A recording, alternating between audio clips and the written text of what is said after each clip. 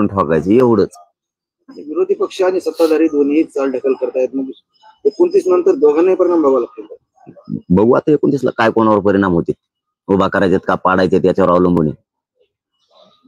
काय परिणाम होणार आहे, पण एक होणार, आम्हाला खुर्ची, त्यांचा खुर्ची जीव आहे, आमचं आरक्षणात आहे, आम्ही मात्र त्यांची खुर्ची घालणार 100% घालणार.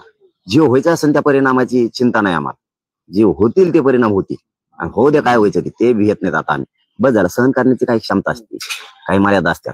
तुम्ही जर इतकं येड्यात काढणार असाल तर मात्र समाजाला माझ्या काही प्रतिष्ठा आहे का नाही. आज 12 महिने झाला समाज लढतोय, आणि तुम्ही ढकलीत हे बैठकीला आलं नाही, ते बैठकीला आलं नाही. आता म्हणता आचारसंहिता संपली की म्हणता अधिवेशन संपलं की तुम्ही म्हणणार आमचे लोक पळून गेले, तुम्ही काही झालं का म्हणणार अधिकारीच मिळणार, काही वेळेस झाले का अभ्यासकच भेटत नाहीत, काही वेळेस मनुष्यबळच कमी पडणार, काही वेळेस तुमच्या जवळ पैसेच नसतील. आता इकडून तिकडून कुठं त्या हैदराबादला सापडलं म्हणताय, ते आणायला ओझ आणता येणार जणू त्यांना. ओझ आणायला आम्ही एखादी टेम्पो ट्रक देतो तुम्हाला.